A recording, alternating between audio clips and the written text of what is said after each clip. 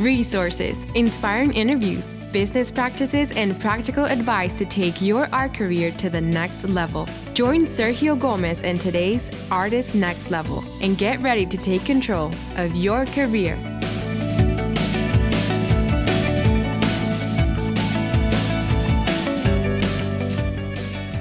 Well, hello, my friends. Super happy to be here with you, and I'm here live with my good friend Elise Wagner. She's joining me all the way from her studio in Portland, Oregon, and super happy to have a connection here with Elise. And Elise was one of the artists that attended the last Wevolve Virtual Retreat that we did, and it was really awesome. We had a great time with the artists that we connected with, and Elise was one of them. So I asked Elise, hey, can we have a little chat here and talk a little bit about what it was all about? And of course, so you guys get to know Elise a little bit better. So Elise, how are you?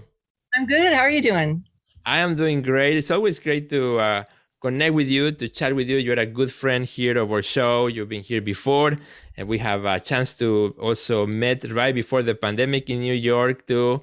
And, it's a good history between us. And of course, with all the things that you do, and I love getting your email newsletter, which I'm a happy subscriber to, and to see all the good things that you are doing. And you're a very busy artist. I am very busy. I'm balancing teaching with working on art, and then infinite balance is always going on with me.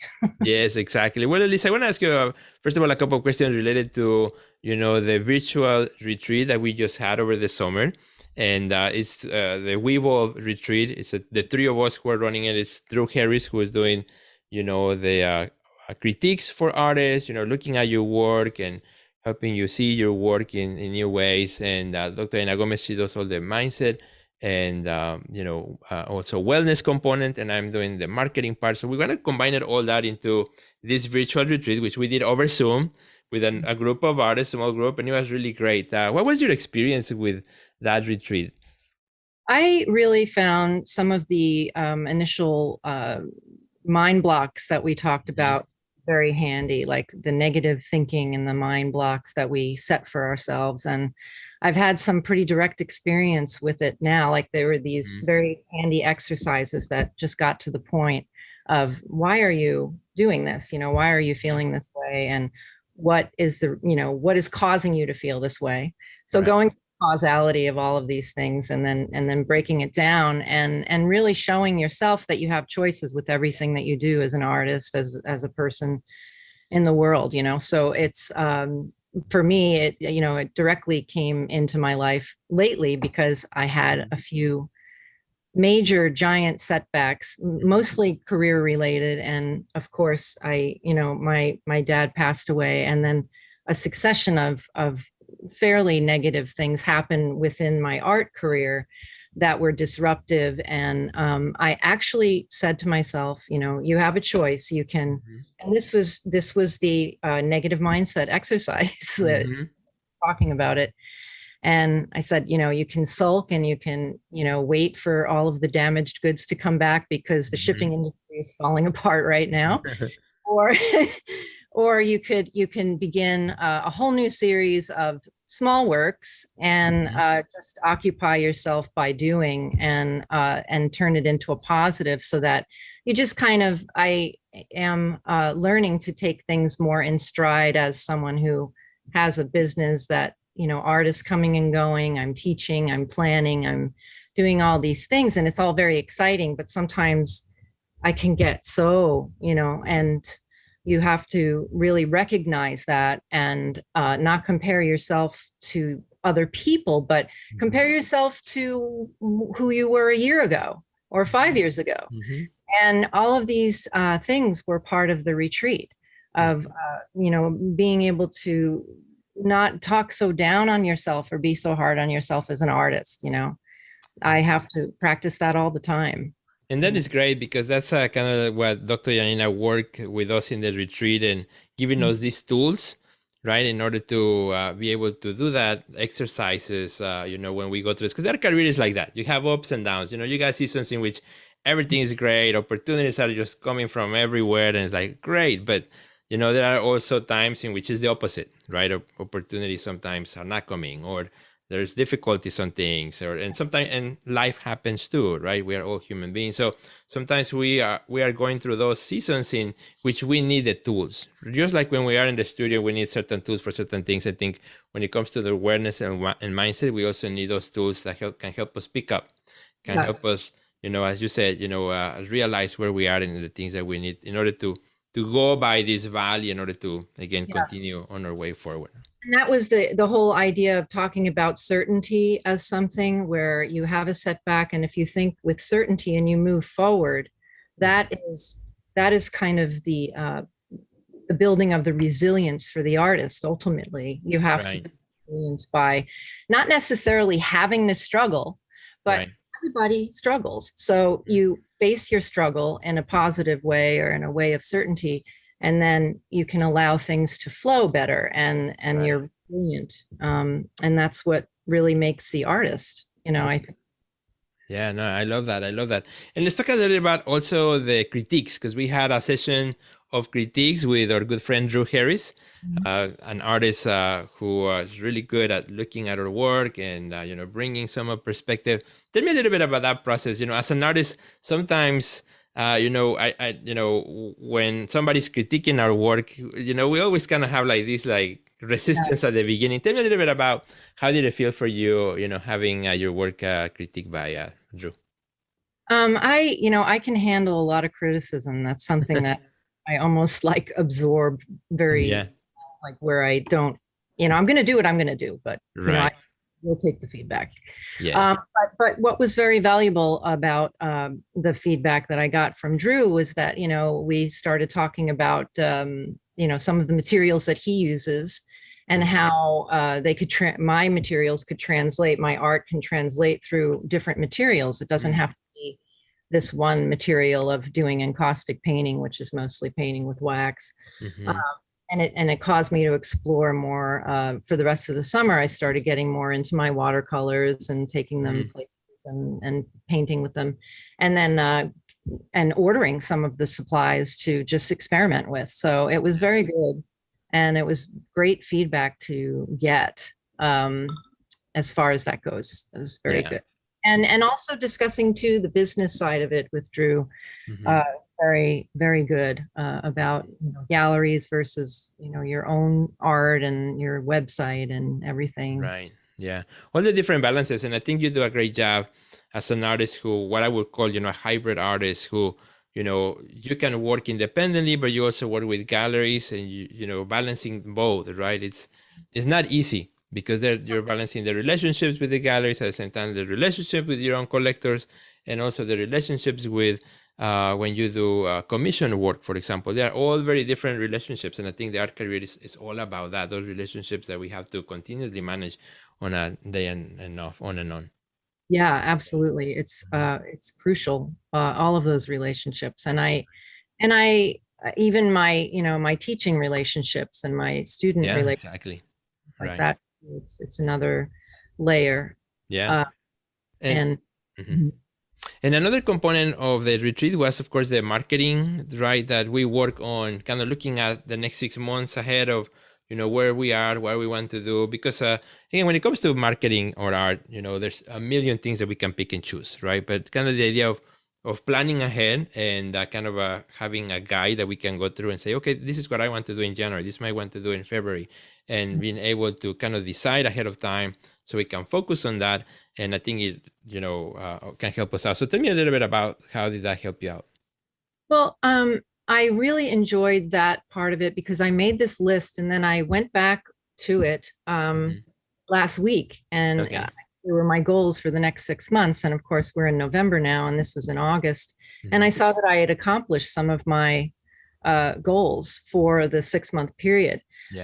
When I was first taking the course, I was in a place where I felt very antsy. I felt like I had got my feet wet with having studio openings with COVID and working with that. And then I started feeling somewhat a little bit untethered from galleries in general. And so, because I didn't have a show date, and I had this in my notes, like set a show date, make a show date. And sometimes that is what keeps me focused and on track. I started feeling very, why am I doing, what am I making art for? I mean, I'm not just making it to sell it, but I also, Right. there is something about having a good old fashioned show that it brings it all together, and all of your concepts can kind of come together in this way. And so now that so I've accomplished that, and I checked off all my things. But Very good. they're like, not all of them, not all, everything, because we're not done yet, but Right. but mostly, I'm doing the Small Works Challenge, and I've gotten my Mexico workshop half full, and so I'm always, those lists are kind of combined sometimes, the teaching and the work.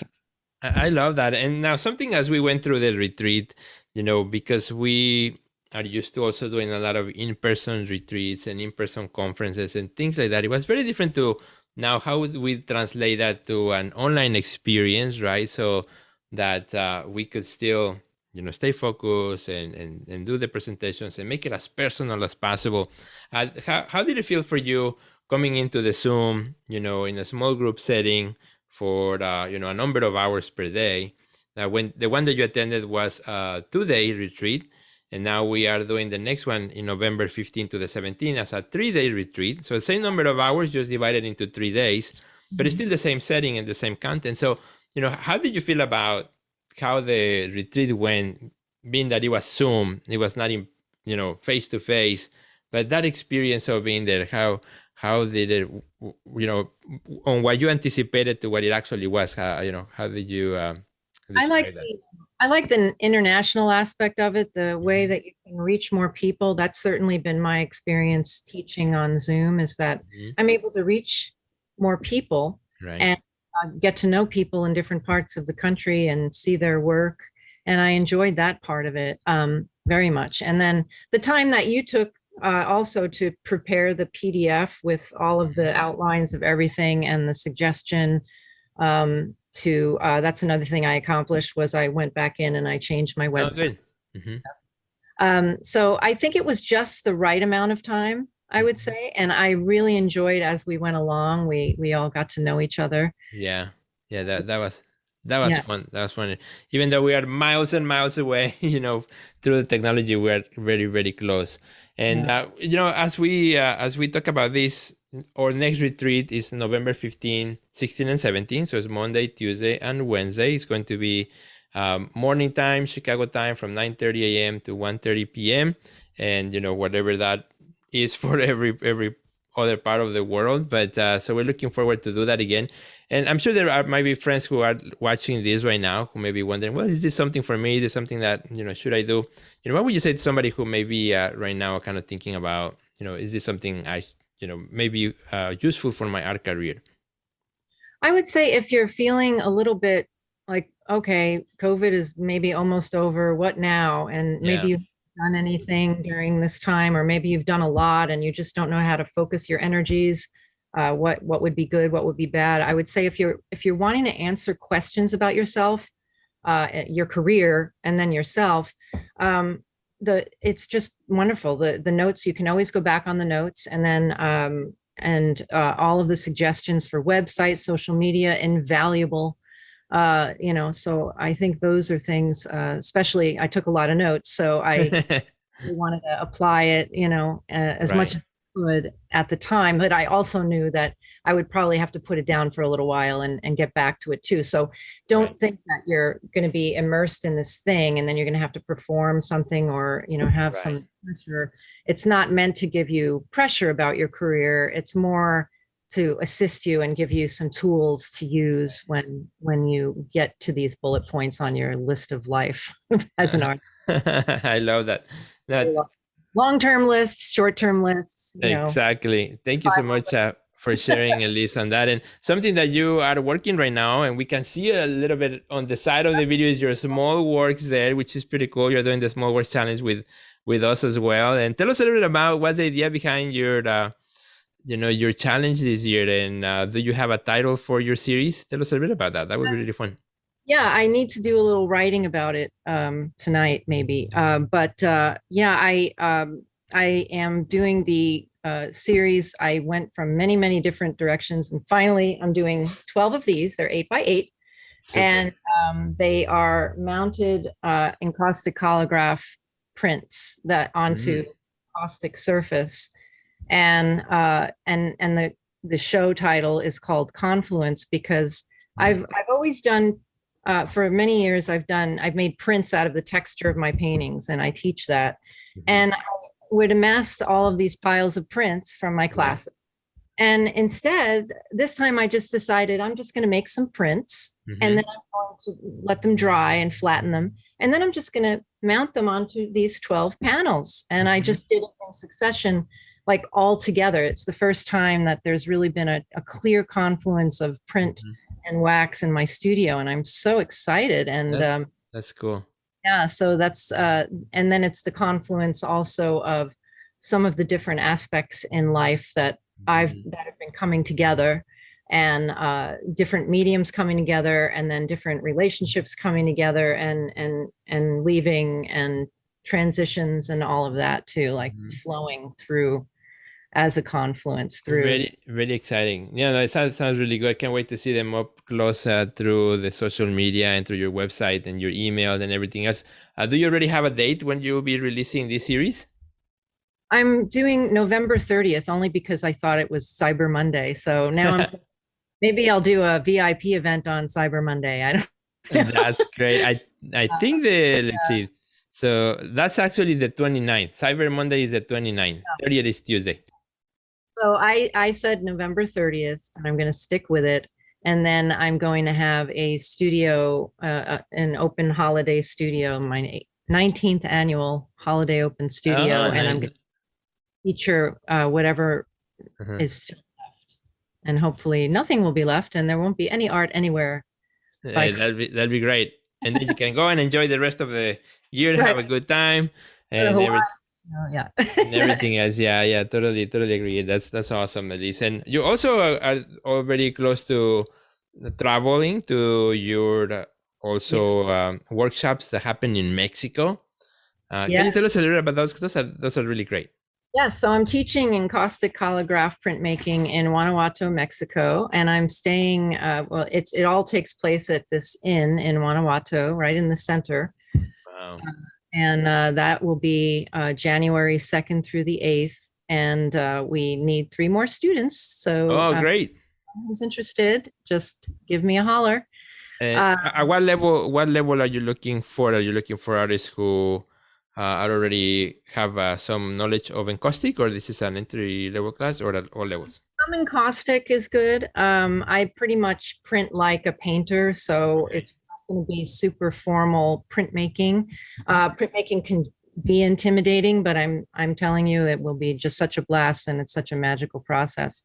And then later in the year, I'm teaching at I'm teaching a post-conference workshop at the International Encaustic Conference in Provincetown, Massachusetts. And then I'm going to see if I can teach elsewhere too while I'm there. Absolutely.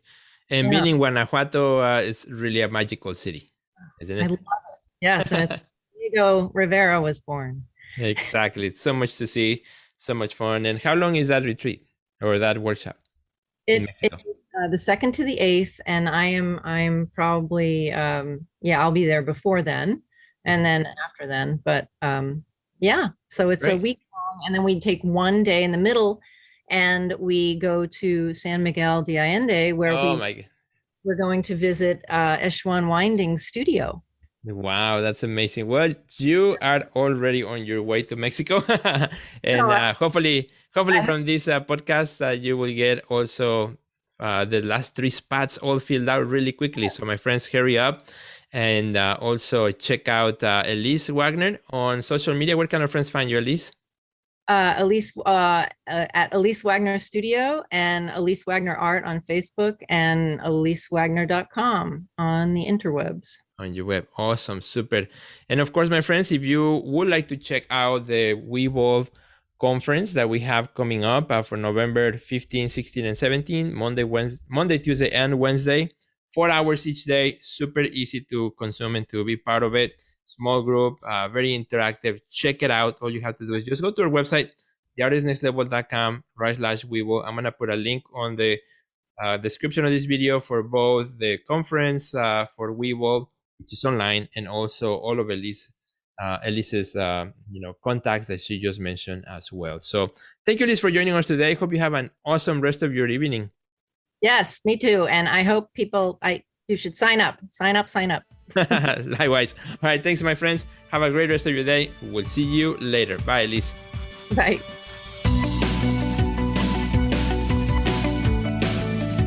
Check out our website at www.theartistnextlevel.com, where you will find our podcast library, learn about our upcoming webinars, find resources relevant to your career, and much more.